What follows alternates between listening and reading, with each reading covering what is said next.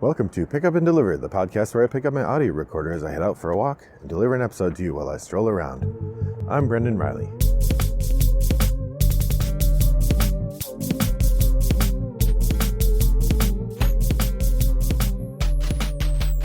Well, good morning, listeners. It's a lovely day here in suburban Chicago.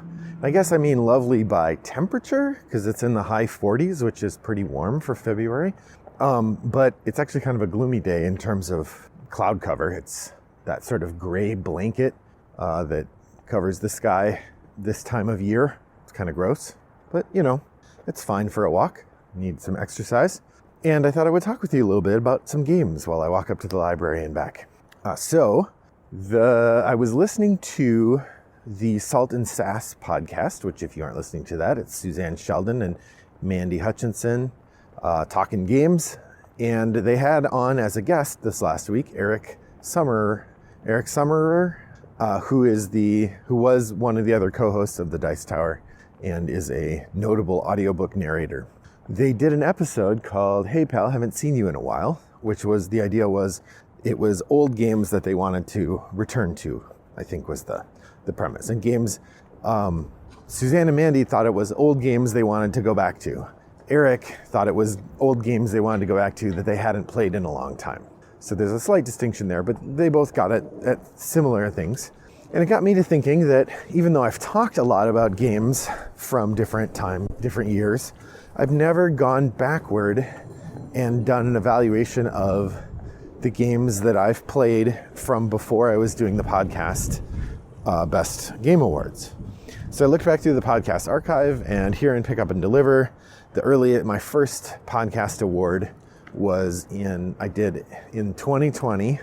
So the podcast started in 2018. In 2020, I did an episode where I depicted the best the best games of 2018. And then since then, I've done something every year. So I did best games of 2019, best games of 2020. And then just this January, I did the best games of 2021. So in that regard, I thought what I would do is take a few minutes to go backwards. And I think the way that I'm going to do that is that I am going to talk about games from 2017 today. And then sometime in the future, when I feel like it, I'll do best games from 2016. And I'll just keep working my way back until I feel like I haven't played enough games from that year to be able to adequately talk about what I think are the best games from that year. So hopefully it'll be a while, but I don't know how quickly it'll peter out. So here's my method. I went on BoardGameGeek and I did an advanced search for games. And on BoardGameGeek, one of the things you can do in an advanced search is list the publication year. So I looked for games published between 2017 and 2017. And then it brings those games up in the list order of what that game's rank is on BoardGameGeek. And then you can see in a category over in the plays, since I record my plays, I can see every game I've played, at least since I started recording games in like 2015. So in that regard, then I just started paging through and making a list of all the games from 2017 that I had played. And my plan was to go until either I got to 100 games or I went a whole screen, because there's 100 games on a screen. If I went a whole screen without any games that I'd played, then I would stop. And actually that happened around the same time on screen 10 or 11. So I had skimmed through about 1,100 game titles. I got to a page where on page 11 of that list of the games from 2017, I had not played any of those games. My list was at that point 90 games long, so I called that the list. Then what it is, I looked through that list and I rearranged it. I grabbed the top 15 games that I thought were really good and put those in a kind of rough order. I didn't do this with a ton of thought, so maybe if pressed, these might change the order around a little bit, but generally. And then I picked out a couple more for some notable awards and a couple more that I would like to play more. So with that method established, I thought I would go through my list. I'm going to start with the top 5 games of 2017 in reverse order. For me, number 5, Altiplano. This is Reiner Stockhausen's follow-up to Orleans. It is another bag builder. It's got this super cute llama that is a big part of it, and you are accumulating goods The really nifty thing about it, or the unusual thing, is it's got this storehouse where you're putting your goods. And kind of like the City Hall in Orleans, you are building up an engine with these tokens, but you can only use so many tokens per round.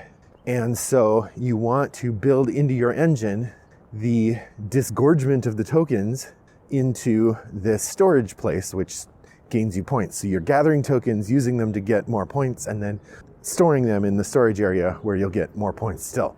It's an interesting mechanism that takes some wrangling to get used to. I think that the Traveler expansion that they released in the next year added a lot to the game, gave it a little bit more robustness, and put it, it's up in my top 50 for sure. I really like this one. Altiplano, Reiner Stockhausen. DLP Games, I believe, is the publisher. Next up, number 4, Daryl Andrews and Adrian Adamescu. This is Sagrada. Sagrada, it was a family favorite of ours for a long time. We really enjoy it. We have all the expansions except the most recent one. The most recent of the small box expansions I have not picked up yet. I would like to at some point. It just hasn't gotten around to it. But we really like the dice selection mechanism, the puzzle that comes from placing the pieces, the various goals that the game comes with, the different attribute cards give you a lot of variety, so you can play the same game many times without having overlapping goals. This one has an interesting arc in my experience in that I played it once and I thought it was fine, but I wasn't all that excited by it. And then a friend brought it over and we played it again with my wife, and she really liked it. Enough so that I went and then bought it, and it became one of our favorites. Part of what's interesting about that for me is that she really liked it, and I had no idea that she would like it because I thought theme was super important to her in her gameplay. And this game does not have much theme. I mean, you're making a window and it looks really nice, but it's kind of limited in that way. Anyway, I love it. Sagrada, my number 4 from Floodgate Games. All right, number 3, Baron Park. This is the first Phil Walker Harding game I played. I think I've told this story before. I played it at Orleans with Dan from the Podcast of Nonsensical Gamers. And I like it so much I went and bought it from the Mayfair booth immediately after we finished our game. I almost ran there because I was worried it was going to be gone because it was so good. And it is so good. It is an excellent polyomino tile laying game. If you haven't played many of them, the base version of it without the scoring bonuses is very easy to get into. With the scoring bonuses, it's a nice, thinky, chunky game that comes down to 1 or 2 choices. It's really tight. And then there's the Bad News Bears expansion that adds these monorails, and it adds the grizzly bears. And whoa, it gets, with the monorails and the grizzly bears both, the game gets super thinky. So it is a game that is immensely scalable. It's very cute. I really like the Clemens Franz art. The overall package is wonderful, and it's a top-notch game for me. That's Baron Park from Phil Walker Harding, published, I believe, by Lookout Games. My number 2, the number 2 game of 2017. These last 2 shouldn't surprise you, except if you just don't remember what games came out in 2017. This is Anachrony. This is from David Turksey, along with Victor Aman and Victor Peter, Aman and Peter. I don't remember their first names. One of them's Victor. Anyway, this is a classic Euro efficiency puzzle with a fantastic theme and a neat loan mechanism that's built around the idea of time travel. So instead of borrowing money, you borrow resources, but you borrow them from yourself in the future. And then later in the future, you have to build a time travel machine and go back and pay yourself back. This game is eminently rewarding, and the expansions that they've released since have just made it better. I thoroughly enjoy Anachrony, and I'm kind of sad I haven't played it recently. It makes me want to get it out again. It's a brain burner for sure, but a delightful one that I'm happy to have. So that's Anachrony. And then finally, the number 1 game for me in 2017 is also the number 1 game for everybody in 2017. It's the number 1 Board Game Geek game. This is Gloomhaven. Gloomhaven is a fantastic dungeon crawl game. Y'all know what it is. I'm not going to talk too much more about it, except to say that it gave us countless hours of fun as a family. And with Frosthaven having just arrived, I'm looking forward to many, many more along those lines. So, boy howdy, Gloomhaven was a delight. Let me run through my numbers 6 through 15, and I'm going in order rather than reverse order here. London, second edition, the Martin Wallace game. Excellent engine assembler. It's not an engine builder because you don't get to keep your engine. It's constantly being destroyed by running it, but boy, it's good. Number 7, Sidereal Confluence. Now, this is a game I didn't play till much later. In fact, I didn't play till the second edition, but it came out in 2017 originally. A really good trading game for a large group of people. Century. We have the Gollum edition, but both Spice-Road and Gollum edition came out in 2017. Century was all the buzz the year it came out, and it's a beautiful little engine builder. Really thinky, but not too hard. Excellent game. Pulsar 2849.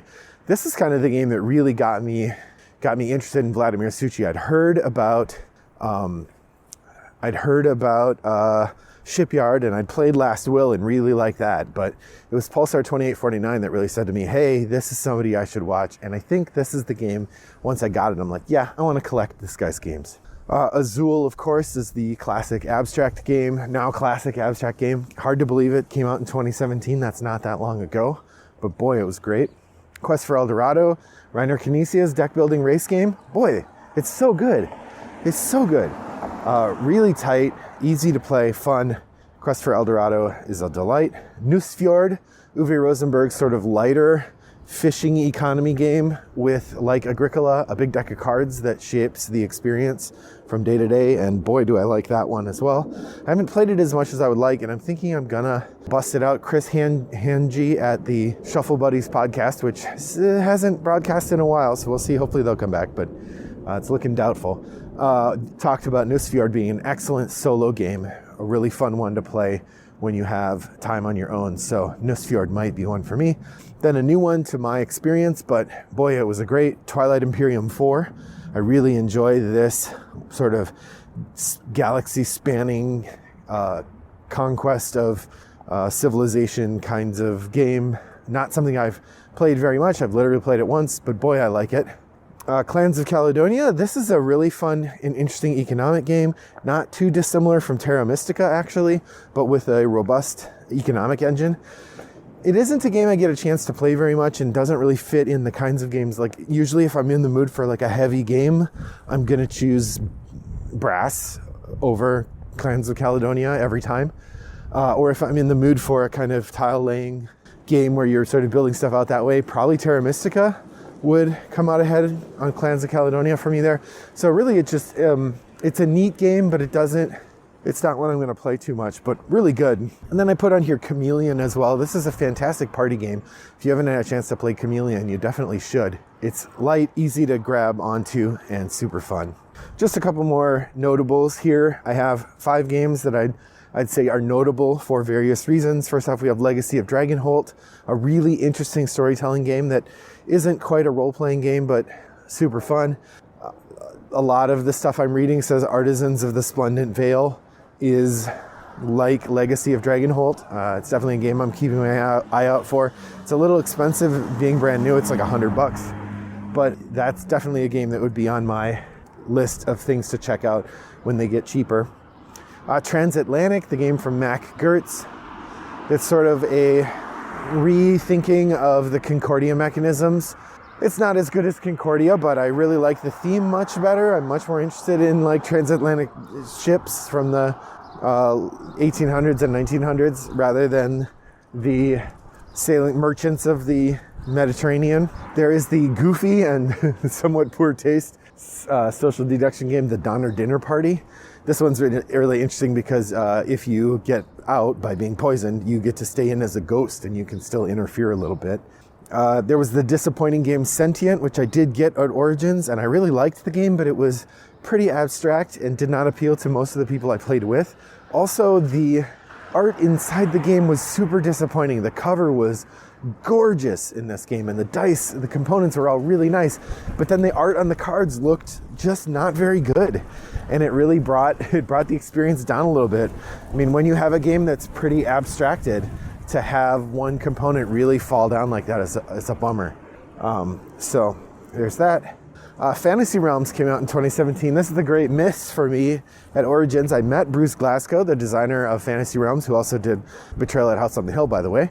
I met him at Origins. He told me he had this new game that come out, Fantasy Realms, and I wish I had bought it then. I could have had him sign it. That would have been really fun, and I would have been way ahead of the curve because it came out in 2017 and I didn't hear anything about it for a couple years, and then suddenly people were talking about Fantasy Realms and it picked up steam, and now it has been replicated several times, and good for Bruce. That's really a fun idea. It's a simple game. And then finally, I wanted to mention 5 games that I have on the list from 2017 that are games I really like and I want to play more and I just haven't. These are Nemo's War, Bunny Kingdom, The Expanse, A Handful of Stars, and Noria. All 5 of these games are really interesting in different ways. I like playing all of them, but I just haven't gotten back to the table very much. Some of them I've literally only played them once or twice. But they all have really interesting stuff going on and I think are worth further exploration, which is why they're in my collection still. So how does my 2017 best game list compare to yours? Which games do you think I should have mentioned but did not? What games should I have played or not? You may be able to find those on your own, or you might have to pop onto the Board Game Geek Guild and number 3267 or 3269 and post your thoughts about what are the best games from 2017. What did I miss? What should I play? Thanks for joining me on my walk today. I hope you had a good time and that your next walk is as pleasant as mine was. Bye-bye.